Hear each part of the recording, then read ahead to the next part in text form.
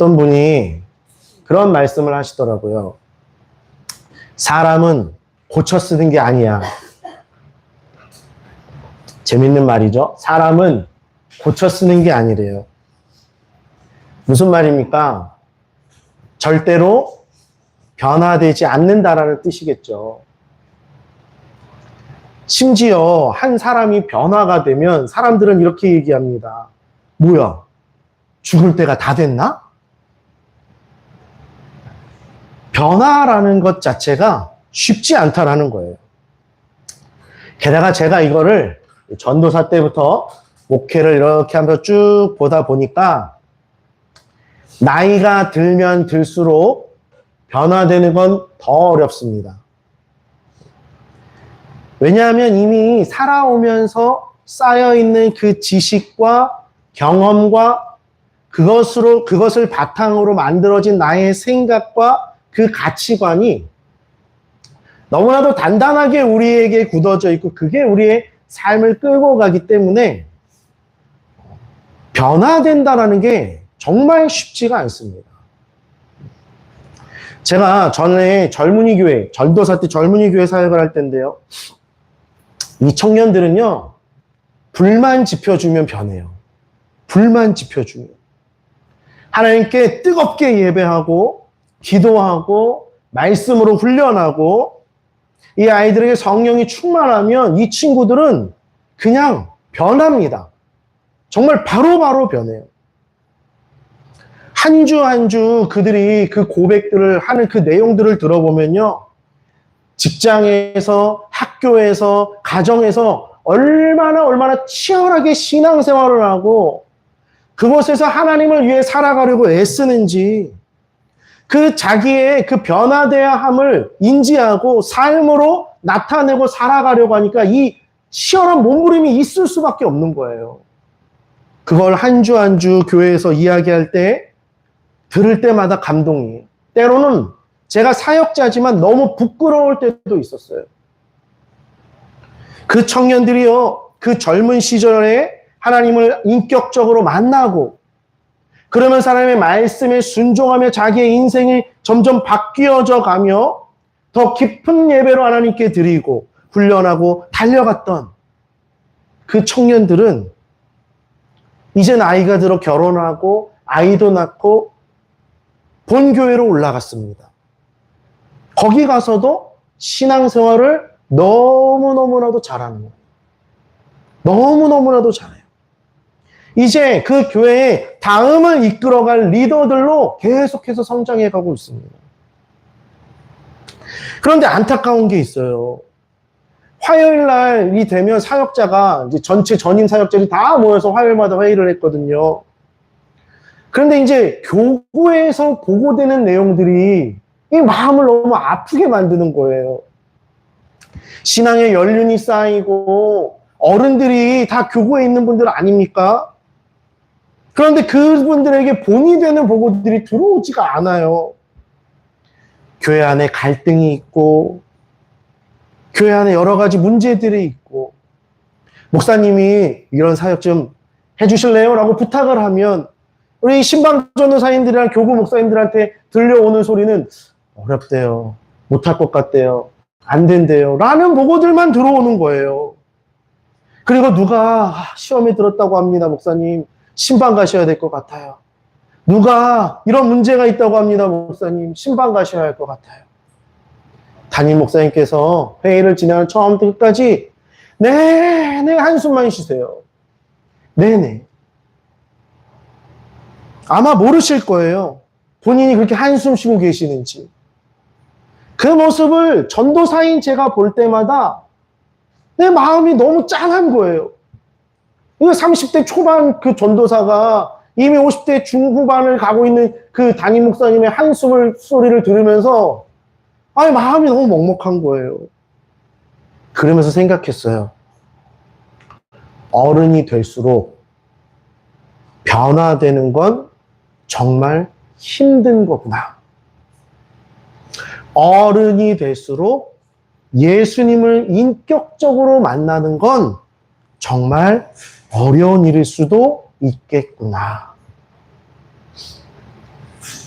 제가 우리 부모님만 봐도 너무 뼈저리게 느낍니다. 저희 부모님들 신앙생활 진짜 열심히 하세요. 예배 한 번도 안 빠지시고요. 새벽 예배도 한 번도 안 빠지세요. 봉사도 얼마나 열심히 하시는지 모릅니다. 그런데 맨날 그냥 서로 못 잡아먹어서 안달이에요. 못 잡아먹어서. 그러니까 그나마 다행인 게 뭐냐면요. 우리 아버지에게 여성 호르몬이 나온다는 게 진짜 감사한 거죠. 호랑이 같은 우리 아버지의 여성 호르몬이 나와. 잠잠하니까 큰 싸움이 되지 않는 거예요. 여러분, 정말 사람은 변할 수 없는 걸까요? 정말 사람은 끝까지 이렇게 변화되지 않는 걸까요? 아니에요. 성경은 말합니다. 보여줍니다. 사람은 변화될 수 있습니다. 우리는 바뀔 수 있습니다. 어떻게요? 딱 한 가지 방법밖에 없어요. 딱 한 가지 방법. 예수님을 날마다 인격적으로 만나야 돼요. 예수님과 날마다 인격적으로 교제해야만 우리는 변화될 수 있어요. 이 교제는, 이 만남은 한 번으로 끝나지 않아요. 한 번 만나서 변화됐다고 우리가 끝까지 변화된 삶을 살아갈 것 같습니까? 천만의 말씀이에요. 오늘 은혜 받는다고 여러분 일주일 동안 은혜롭게 살다 오십니까? 아니잖아요. 날마다 구해야 되는 거예요. 매일마다 구해야 돼요. 순간마다 구해야 돼요. 그리고 그 예수님과 함께 날마다 동행하며 주님 앞에 나아갈 때에 나의 자아가 죽어지는 거예요. 그리고 예수님의 성품이 살아나는 거예요. 그때 우리의 삶이 변화되는 것입니다. 그리고 하나님께서는 그 변화된 삶을 통하여 우리의 삶에 놀라우신 역사들을 이루어 가십니다. 여러분, 우리 이곳에 있는 우리 한 사람 한 사람은요, 세상 속에 있는 수많은 사람들 중에 하나가 아니에요. 그냥 나 말고 수많은 사람들이 살아가는데 뭐 이게 우리의 존재가 아니라고요. 우리는 그런 존재가 아니에요. 하나님은 한 사람을 통하여 세상을 변화시킬 수 있으십니다. 그리고 그 한 사람이 바로 우리가 돼야 된다는 거예요. 여러분, 성경을 보십시오. 하나님이 세우시고 사용하는 사람들은 한 사람이에요.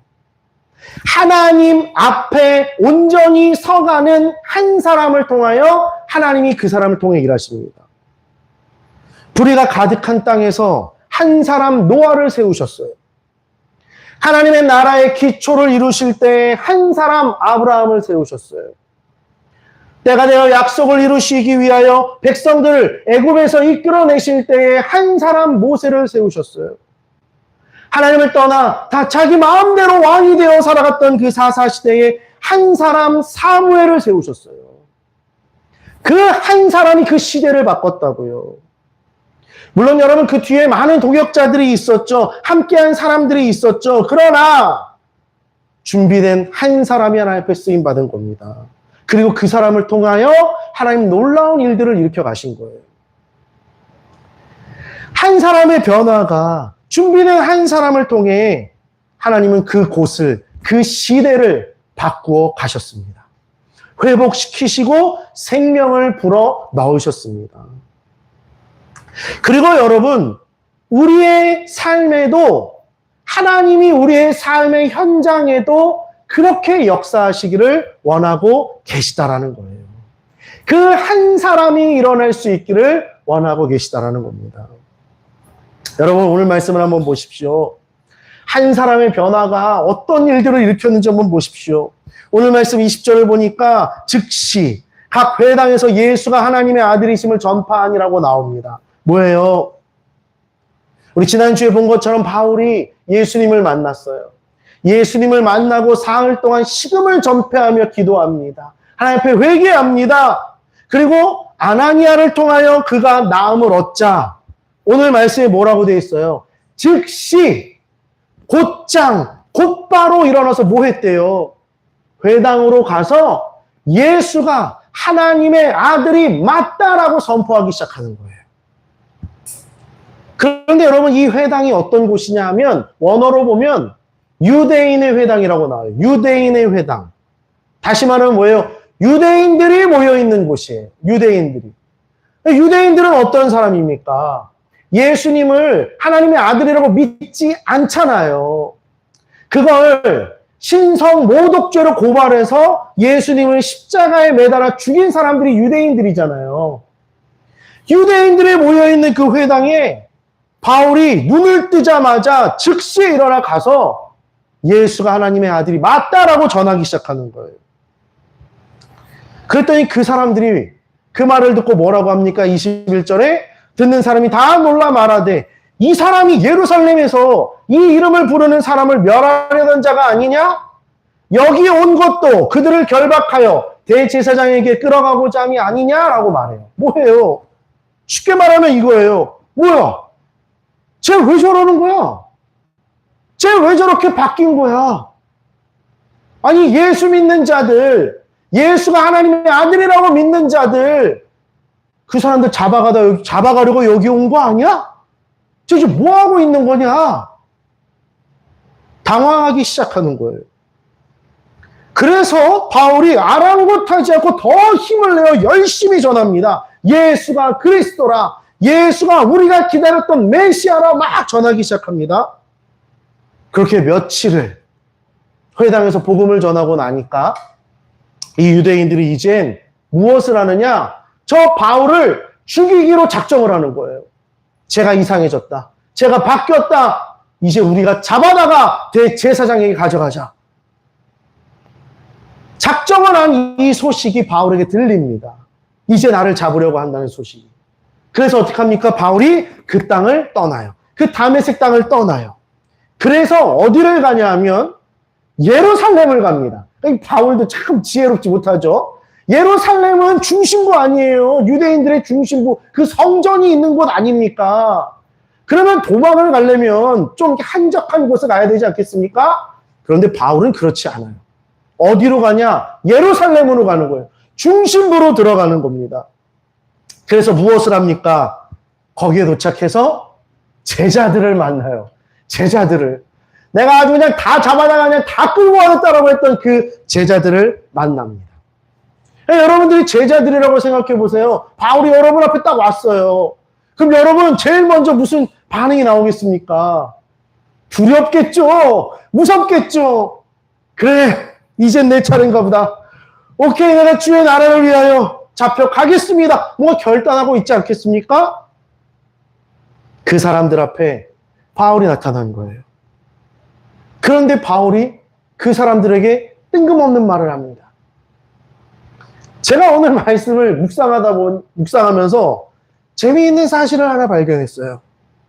그게 뭐냐면 바울의 변화로 인한 사람들의 반응, 그리고 그 사람들 앞에 반응하는 바울의 모습이었던 거예요.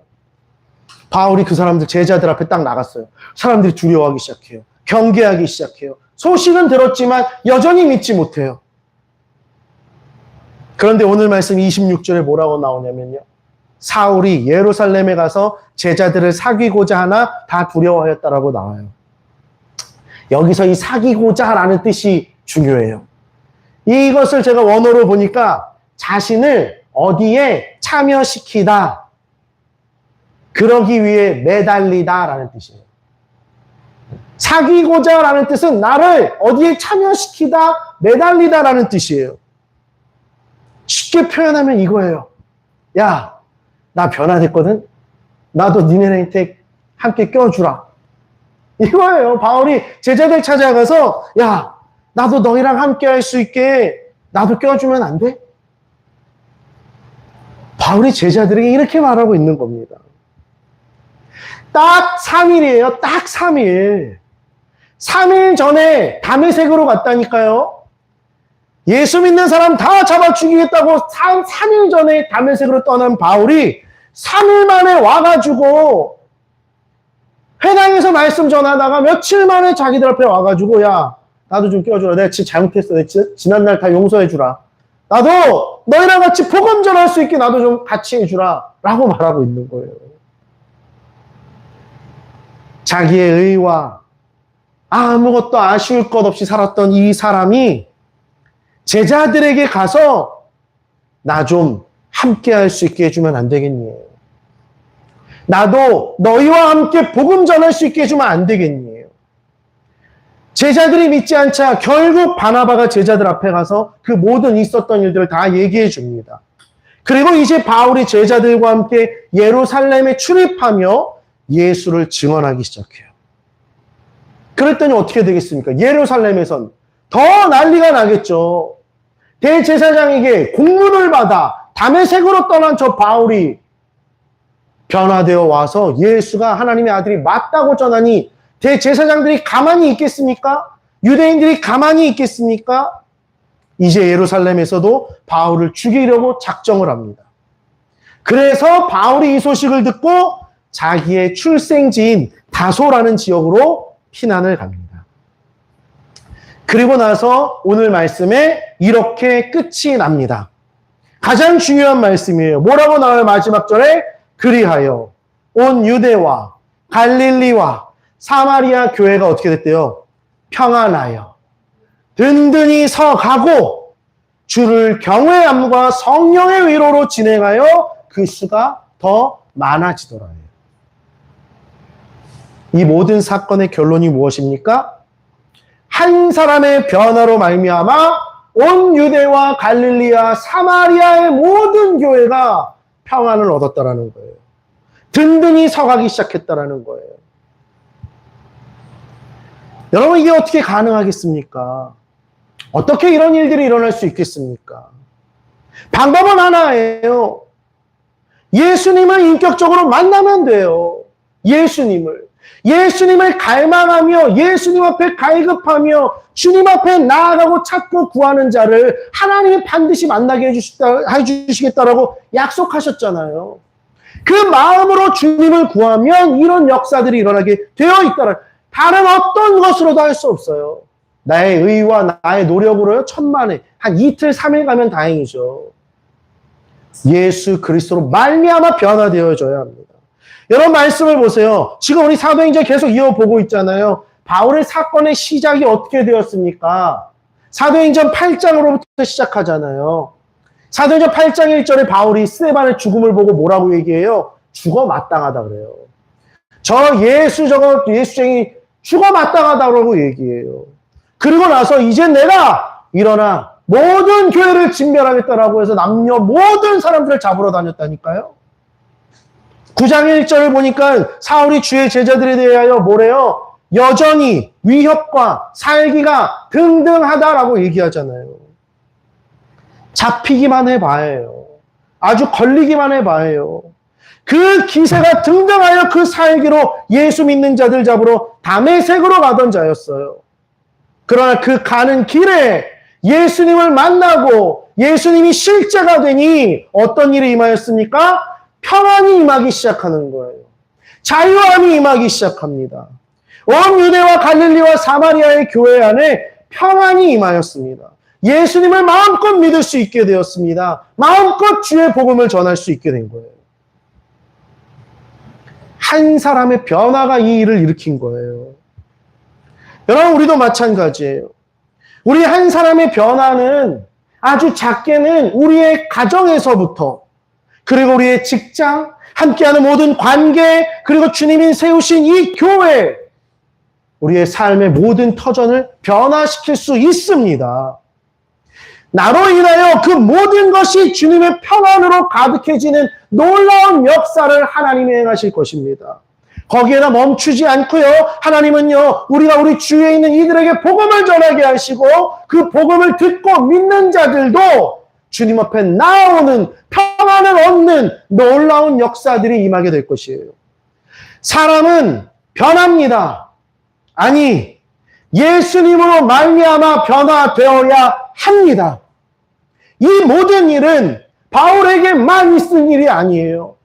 이 모든 역사는 그때에만 임하신 하나님의 능력이 아니에요. 지금도 하나님은 살아계시고 그때도 역사하신 하나님은 지금도 우리에게 역사하시기를 너무나도 원하고 계시다라는 거예요. 우리 한 사람만 예수님께 사로잡힌다면, 우리 한 사람만 성령으로 충만하여 변화된다면 우리의 가정도, 직장도, 교회도, 삶의 모든 터전이 반드시 주님의 역사가 이루어지는 곳이 되고 그곳 가운데 평안이 임하게 될 것입니다. 제가 전에 사역하던 교회에서 있었던 일이에요. 어느 집사님께서 매일마다 새벽같이 저녁같이 나오셔서 눈물로 기도하시는 거예요. 무엇을 위해 기도하시나 너무 궁금한 겁니다. 그 기도 제목을 알게 됐어요. 남편을 변화시키시고자 남편의 구원을 위하여 기도하는 기도 제목이셨어요. 이 남편분이 어떤 분이냐면요. 정말 매일같이 방탕한 삶을 살던 분이에요. 늘 술과 여자에 찌들어 살던 분이에요.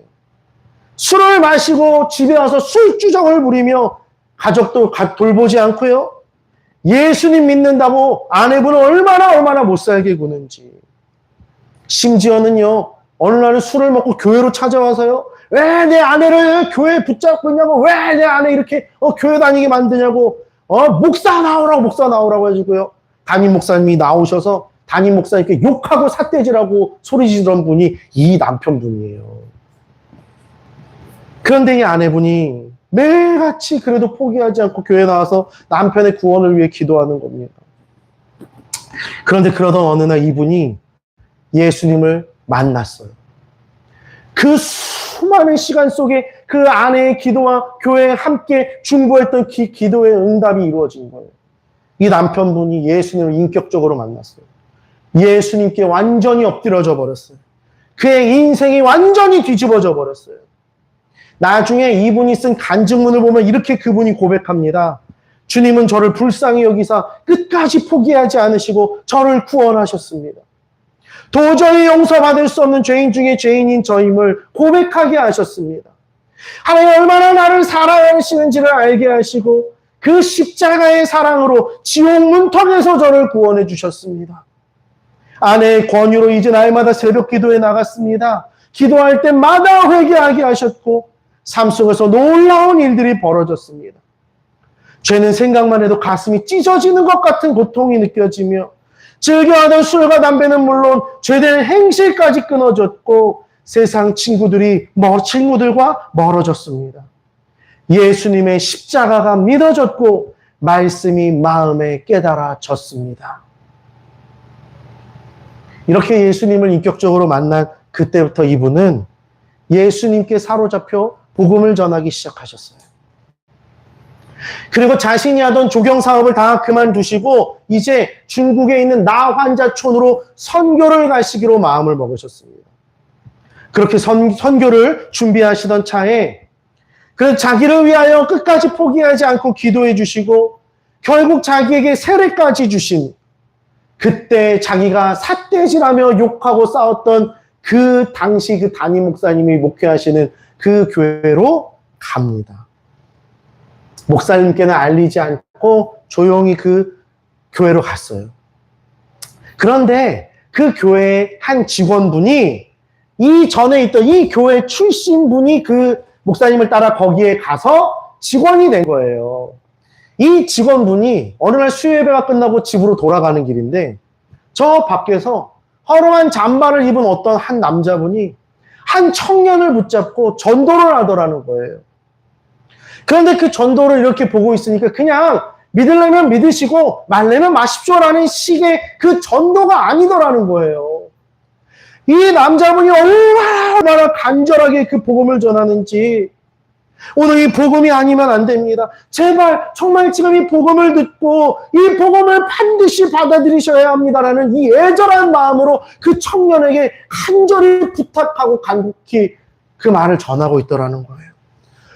이 직원분이 너무 도전이 돼서 저분은 어떤 분이시야 하고 가서 봤더니 그 같은 교회에 다녔던 그 아내가 맨날 눈물로 기도했던 그 남자분이 자기 교회 앞에 와가지고 전도를 하고 있더라는 거예요. 복음을 전하고 있더라는 거예요. 결국 이 소식이 담임 목사님에게 들어갔어요. 그렇게 담임 목사님을 다시 만나게 된 거예요. 이분이요, 자기에게 있었던 모든 일들을 이야기하고 이제 하나 부탁을 드린다는 거예요. 그게 뭐냐? 선교를 나가기 전에 내가 이 교회에 경비 일을 할 수 있게 해주십시오라고 부탁을 하신 거예요. 아니, 왜 경비 일을 하십니까? 라고 말씀드렸더니 경비 일을 하는 사람은 교회에 어렵고 힘든 사람들이 가장 먼저 들어올 때 가장 먼저 만날 수 있는 사람이 경비라는 거예요. 어려운 사람들이 교회에 찾아오잖아요. 예수님 모르는 사람들이 도움을 달라고 찾아오잖아요. 그 사람을 가장 먼저 만날 수 있는 사람이 교회의 경비라는 거예요. 제가 그 일을 하고 싶습니다. 자진해서 경비 일을 하기 시작하는 거예요. 이분에게 사람들이 찾아와 복음을 듣기 시작합니다. 영접하기 시작합니다. 이분에게 이제 기도를 받기 위하여 복음을 듣고 그 기도를 받기 위하여 준비된 사람들이요, 교회 앞에 줄을 섰다라는 거예요. 줄을. 이 복음 앞에 영접하여 그 마음이 변화되어 기도를 받기 위하여 교회 앞에 줄을 섰다라는 거예요. 정말 많은 사람들이 주님께 돌아오는 역사들이 일어났다는 겁니다. 그런데 안타깝게도 이분이요, 대장암 말기 판정을 받으신 거예요. 선교를 나가기 직전에. 그런데 이분은 끝까지 자신이 선교를 나아가야 된다라고 말씀하시고 목사님을 찾아갔습니다. 목사님께서 어떻게 이 몸으로 선교를 갈 수 있습니까? 만류했지만 그분은 그렇게 말씀하셨다는 거예요. 사실 저는 중국 선교를 가는 것에 많은 망설임이 있었습니다. 그러나 이제는 홀가분합니다. 가면 돼요. 갈 수 있을 것 같습니다. 하시고 떠나셨대요. 그리고 선교를 떠나신 지 한 달 만에 다시 돌아오게 되셨고 병원에 입원하셔서 끝내 숨을 거두셨다라는 거예요. 이분의 장례식장엔 수많은 사람들이 찾아왔대요. 이분께 복음의 빚진 자들이 이분의 마지막을 애도하기 위하여 그 장례식장에 엄청나게 많은 사람들이 찾아오셨대요. 그리고 눈물로 이분의 마지막을 함께 했다라고 합니다. 여러분, 특별한 일이 있었습니까? 엄청난 기적이 있었습니까? 아니에요. 한 가지밖에 있지 않았어요. 예수님을 인격적으로 만난 거예요. 종교인이 아니라 비로소 그리스도인이 된 거예요. 그리고 그 변화된 우리도 하나님은 그 한 사람을 찾고 계시다라는 거예요. 우리도 예수님을 만나면 우리도 변화될 수 있다라는 거예요. 이건 이분만을 위한 특별한 사건이 아니에요. 바울만을 위한 특별한 사건이 아니에요. 하나님은요, 지금도 찾고 계십니다.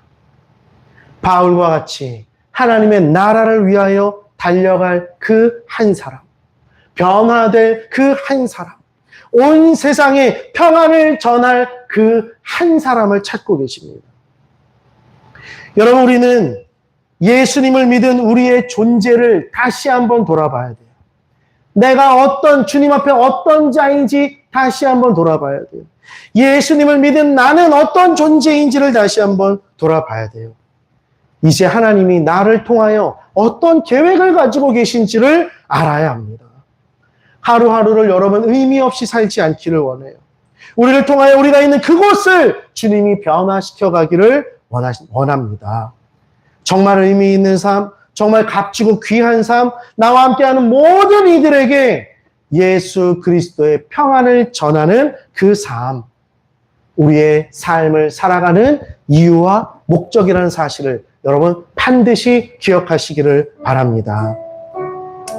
여러분, 예수님을 만나면 사람은 반드시 변해요.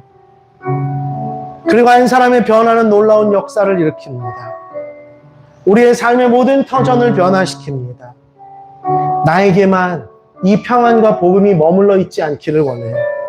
이제 모든 곳에 나아가 세상 모든 이들에게 이 평안과 복음이 흘러갈 수 있기를 원합니다. 하나님은요, 이 바울 한 사람을 변화시켜서 이방을 향한 복음의 길을 여셨습니다. 그 일을 시작으로 그 변화된 한 사람들이 세워져 가기 시작하였고요.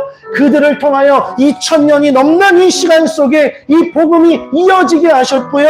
결국 우리까지 오게 하셨습니다. 그럼 이제 남은 것은 무엇입니까? 우리가 그 일을 해야죠. 우리가 이 사역을 이어가야죠. 이 복음이 여기에서 멈추지 않고 우리 주위에게 모든 이들에게 흘러가도록 우리가 변화돼야 합니다. 우리 한 사람만 변하면요, 우리 한 사람만 예수님 온전하게 만나면요, 이 사명 감당할 수 있어요. 하나님의 이 역사 이어갈 수 있습니다. 하나님의 나라는 확장되어져 갈 것입니다. 여러분, 하나님은 우리를 평화의 도구로 사용하기를 원하세요. 세상 속에서 하나님 나타내고 드러내며 하나님께 영광 드러내기를 너무나도 원하고 계십니다.